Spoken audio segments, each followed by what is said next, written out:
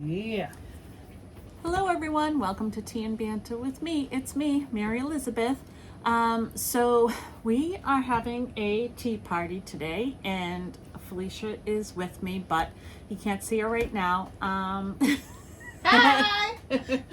And so we made cucumber and tomato sandwiches. We have some cherries, some grapes, and we have a caramel apple bundt cake. Really good. But so we're just telling you what we're doing in case we nibble while we're doing this video. So didn't want anyone to think we're rude or crazy, but I figured why not film while we're having tea so we can all enjoy ourselves, right? So today I want to talk about a few things. One is my circle blanket or dot blanket or whatever we're calling it. So previously I had said that I was going to do 3 colors, and I'm just going to move this over so we can see better. And so they are all variegated, and they are, oh, what do we call it? The Lion Brand Comfy Cotton blend. And I have a green multi, a purple multi, and a orange red multicolor. So my original thought was I would make these my circles, and this is kind of following Krista from the Secret Yarneries pattern, where you would then kind of turn it into a square and then put it together and do your border. And that was what I was going to do, and just do the 3 colors. But I don't think I like that idea. So what I've decided to do is bring in, this is Sugar Wheel Cotton Solids, and this color is, I believe, Iron Fog. And I am going to add this in between. So I don't know if it's going to go like this, then with another color. I haven't quite made up my mind yet, but I'm going to do more of these circles and then see how it looks. Just to kind of break it up, I think. So that's what I'm doing now as I'm working on these. I have about 10 of each color, I believe, some more. But what I found was that I don't know if it's because the more I become comfortable with the stitch, the more relaxed my stitch is. So some of the circles have become bigger than other ones. So for example, if you look at this purple and green one, the green one is bigger around. So what I'm going to do is match up the sizes, put them aside, and any ones that are bigger, I'm going to use those for my table. I have a basket, and I'm going to put them in so people can use them as like a pot holder, or I'm thinking if you get a hot plate, you take your dinner, because my table gets marks on it, that they can put that on the table and then the plate on it. So I'm kind of getting 2 projects in one, and both usable, and I'm good with that. So that kind of works out. As a matter of fact, I do have my teapot on one, because, let me just show you this one. I'll put this on here for now. This is how big this one ended up being. Don't ask me how or why. So this is a perfect one for my teapot. But also a plate could go on it, or something else. I definitely clearly made a mistake somewhere, and so, but it worked out, so I'm okay with that. And it was this, because that handle's hot, to put the teapot on. So as you can see, it sets perfect, and I like that, so I'm going to use that for that. And so I'm not sure if I'm gonna also then make this color the border or not. I believe I am going to, depending on how much I have. So that's where I am on this project. I'll just throw those back in there for now. Then I have my continuous granny square, which is kind of a fall blanket. Oh, thank you. That I'm doing. So it's about arm's length, you know, my wingspan. Trying to make sure you can see it.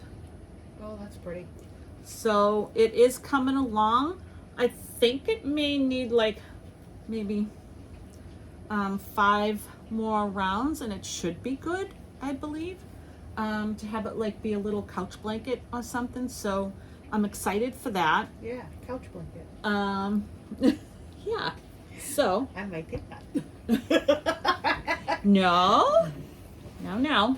So how that's working out okay, I don't know, but in this yarny segment.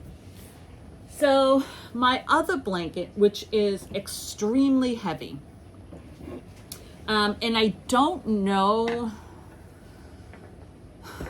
why I'm not sizing blankets correctly.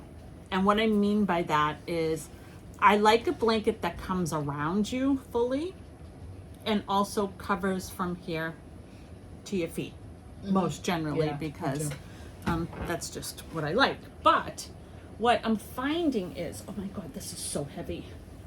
This blanket is huge. I don't even think I could lift it completely up for you. But it's using just yarn, Premier's just yarn. Bring that over to show you.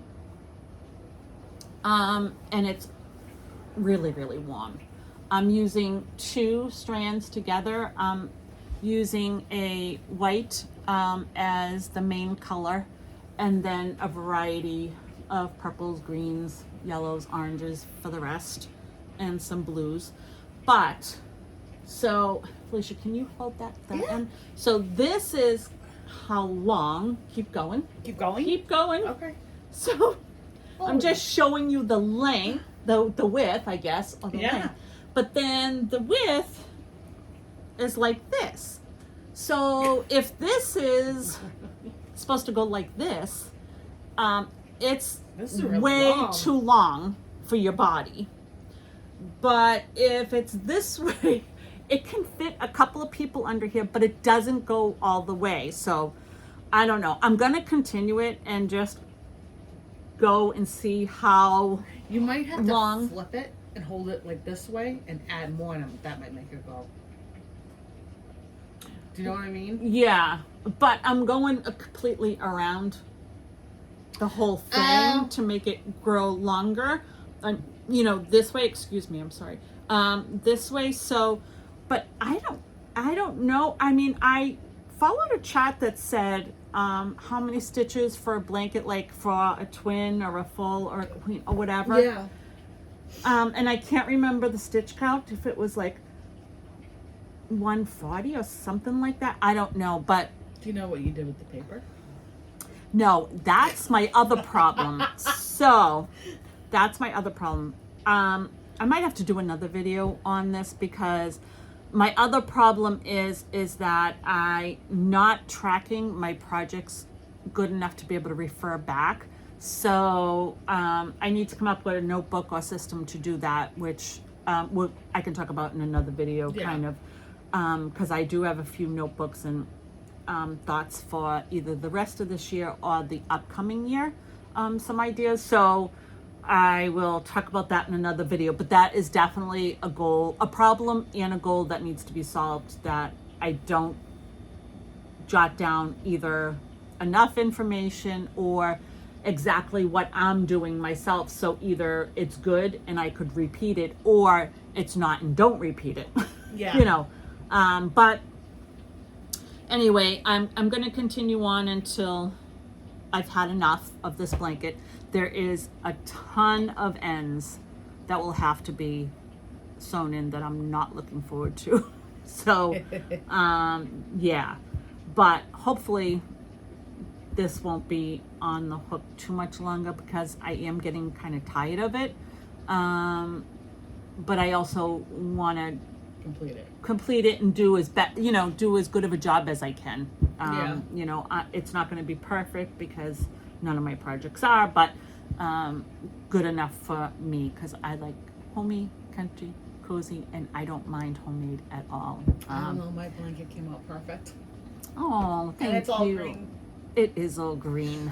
So yeah, so that's my Yarny update so far. I did in a previous video show you that I was making some coasters. I haven't continued that. I need to do that.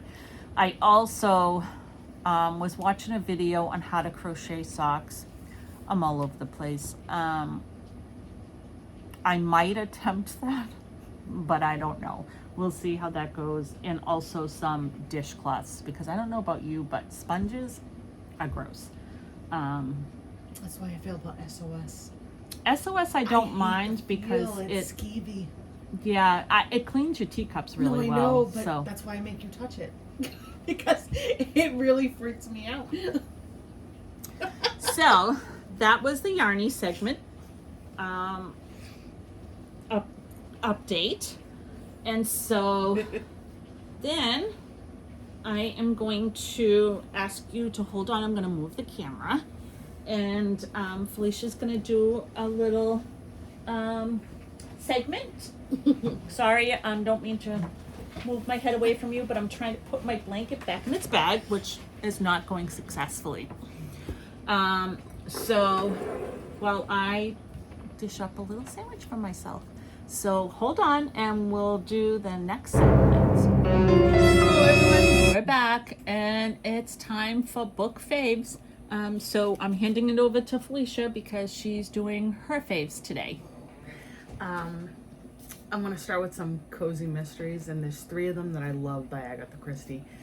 And my top one, it's her best standalone ever, and then There Were None.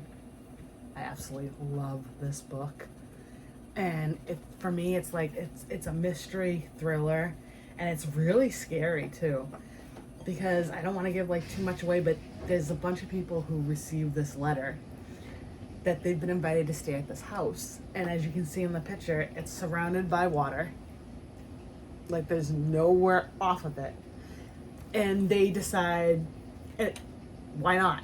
And they go, and they get picked off one by one. And they've all done something really bad and kind of shady. And sadly, justice wasn't done for them. So whoever invited them there clearly did some investigating on all of them and brought them there and did their own kind of justice. And I loved the mystery. It was very a jump scare, and for me, this is her best standalone. Best one. I absolutely love this. I must have read this 20 times. That's how much I love this book. I've read this at least 20 times. So, and then I recommend this highly. And I also love Murder on the Orient Express by Agatha Christie. It's one of my favorite Poirot's, with a murder mystery on the train, and they have to stop the train because there's a blizzard and there's a dead body, and the murderer is somewhere on the train. I just dropped my mother's bookmarks. And I just loved the way Poirot investigated, and it was so suspenseful. And once it winds up near the end, you'll definitely need at least 2-3 boxes of tissues for this one. This is so good, and I love this, and I must have read it at least 15 times. So this is definitely one I would recommend as well.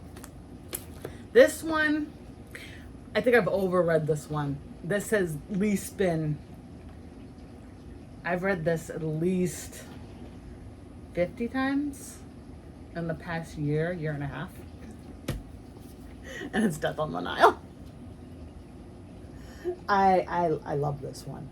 I love the three characters, believe it or not.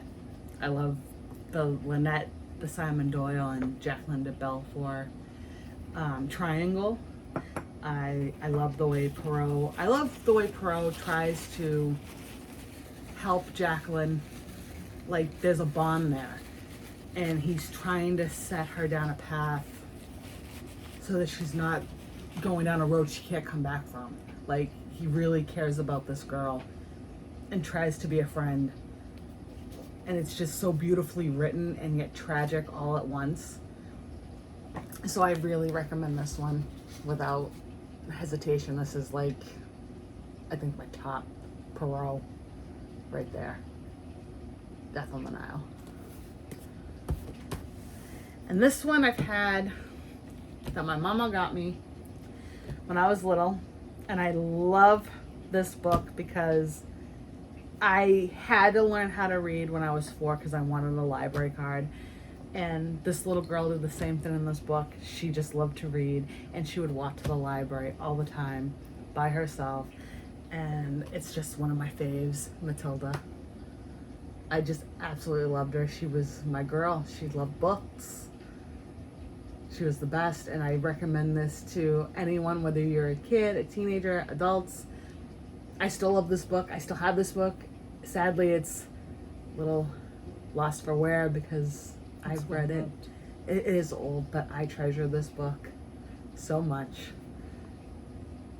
And I absolutely love this book. I love Matilda. I love this little girl who just loves to read. This Scholastic book, you know, the little flyers that used to come home and you could buy books from school. Yep. Yep. This, you got me The Borrowers, but I read that one so much too it fell apart. I loved that book too. I remember that book. Yeah. And I treasure this one because this one has not fallen apart on me so far. I mean, it's on its way, but I'm gonna hold on to this as long as I can. Just absolutely love this. My mama got me that. This one, see, my mama knows what I love to read because I'm obsessed with mysteries. I'm obsessed with even Sherlock Holmes, and she picked this out for me, and I just love it. And I think she's just like her brother, and I think she is trying to be pretty much in a man's world, because where it's set, women don't have rights in this. They can't be detectives. They can't be there. Supposed to go to the school to learn how to be a wife and a mother, and that's not what she wants. She's brilliant, and her mother raised her to be smart and strong and independent, and to, if you set your mind to anything, you can do it. And I just fell in love with Enola Holmes, and I had to get the whole series, and I just absolutely adore her. And I love the way she adores her mother, because that's how I feel about my mama. And their relationship, like, no matter what anyone says about her mama, she's going to tell you how wrong you are and how brilliant she is and how wonderful she is and strong she is. And I relate to that because, as far as I'm concerned, my mama's perfect. And nobody could talk bad about my mama, or the smile went away real fast. Okay. Except for this book, right? Oh, this next book. Oh, how do I even... Okay, let me go first start with, I love The Wizard of Oz. I used to own the 15 books. Love the books. I love the original movie with Miss Judy Garland. I love The Wizard of Oz. So when my mama picked out this series for me, even the title and the image is beautiful, but I do have a very much love yet dislike relationship with the author right now. Who's the author? Danielle Page. Mm-hmm. Oh, she knows it by heart. And yet I couldn't put the book down, but I do remember, and my father was in the room, because I'm not going to give spoilers, but something happens towards the end of the book that completely broke me. I don't think I've ever snot cried and hyperventilated all at the same time and started shaking. Like, it was bad. And like, and yet I wanted to finish the book. My mama had to take the book away from me and put the bookmark back in. But yet, I guess that's what makes her a good writer. So I'm not hating on her. But I question whether she actually really loved the original book series and film. But I still do recommend it. You're going to go through tissues. You might want a lifetime supply. Like, get yourself a lifetime supply for this series, the Dorothy Must Die series. And you read them all? I've read all 4, yeah. But apparently there's novellas. Oh, okay. Which I didn't know existed, so I'm a little concerned. Okay. But yet, I feel like I have to have them. So I'm concerned for my own sanity at this point. But yet, I still have this on my shelf. But if you haven't read the original Wizard of Oz, read those first. And then tackle your mental state with this, because this broke my entire soul. Like, I can't even lie. You're still traumatized. You have no idea. Like, I want to cry now. Oh my God. But we're alive. Yes. So let's not have me do that. Yes. So I'm going to put move that. on. Yes, yes. And this book, oh, I will never forget when I opened this book. Sorry, on Christmas. I was 11 years old. And I was so happy.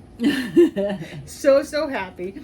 But I can remember you can bring your books to school and read, and I can remember I was done with a project in art class and I was reading this book. And my art teacher, little old lady, she's probably gone now. But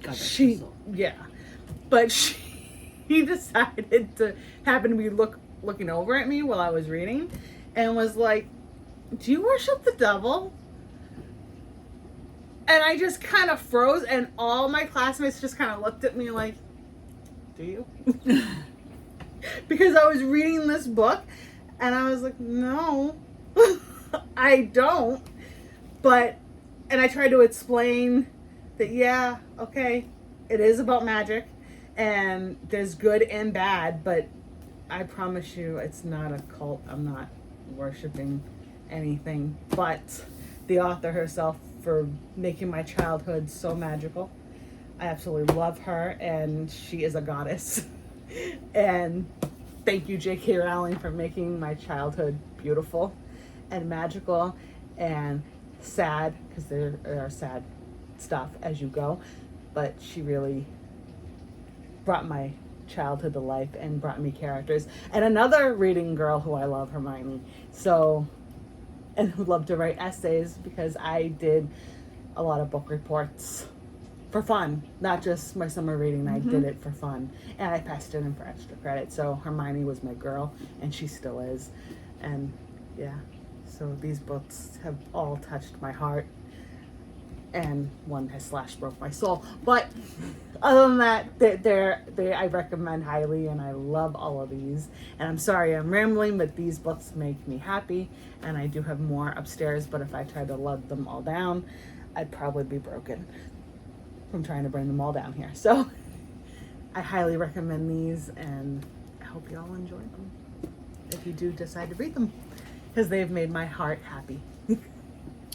So I think that one of the things, it's July, and a lot of YouTubers are talking about Christmas in July, and this is kind of an example of how books can be a wonderful gift. These books that Felicia is saying are her favorites were all gifts. Yeah. Whether it was birthday or Christmas, and from those books came memories. The Harry Potter one in particular, we used to get locked into Barnes and Nobles. Yes. For the release of a book at midnight. You know, I can remember it would be line up way behind the building. And you had to have a number to get in, and then you were locked in, and it was so much fun. But it just began to create memories. People dressed up. Someone came as Snape, and you really thought it was Alan Rickman for a minute. Like, his costume was dead on. It was really, really cool.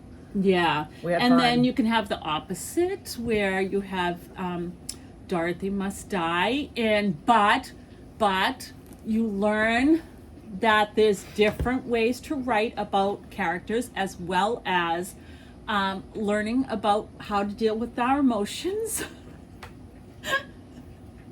And how you can still love a book even though you don't particularly like what happened.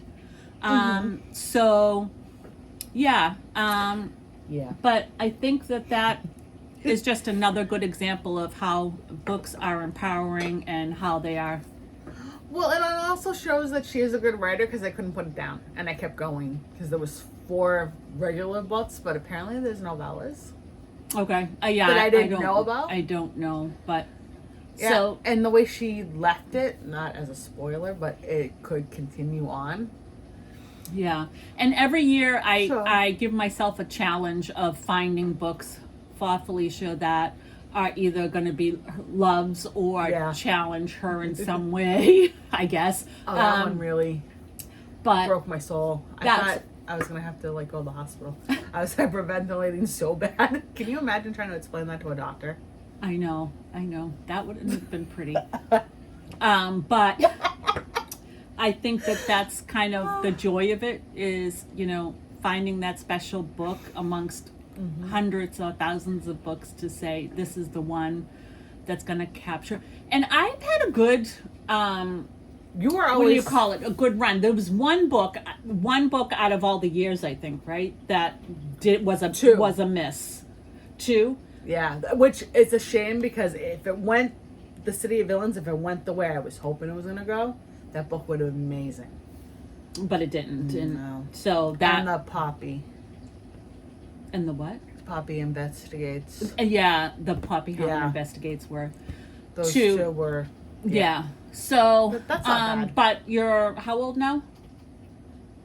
Well, however old you I'm are, 37. out of 37 years, there's been 2 duds. I don't think that's a bad record. No, I have to say, And so- you, when it comes to me, you're spot on everything. Yeah. So And I this think is that, like not a joke. Like, whether it's books or she knows my style for clothes, boots, sneakers. Like, she knows spot on. This is it. This is what she's gonna wear, and she's right. This is what I would pick out. So like, when I'm told to shop for myself, I said, "Why? She knows what I like. She can just go get it." Like, she just knows me, and she's always known that. Like, she's been spot on with music, books. Like, nobody knows me as well as she does.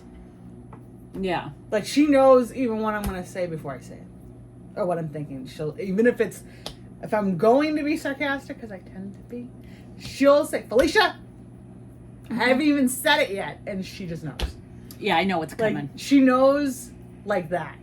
Like, Yeah. no one's ever known me like that, so I leave it up to her. Yeah, and so that's how that's how I gave the gift for this year, and that's why we're doing the BB&B, because the gift for this year was a book a month for as a gift. So so now I have my challenge for this coming Christmas. We'll see what happens, but I guess that's it. We are going to have our tea now and have a piece of that caramel apple bundt cake that is so good but so bad. Anyway, until next time, I hope that you're all safe and I hope you're all loved.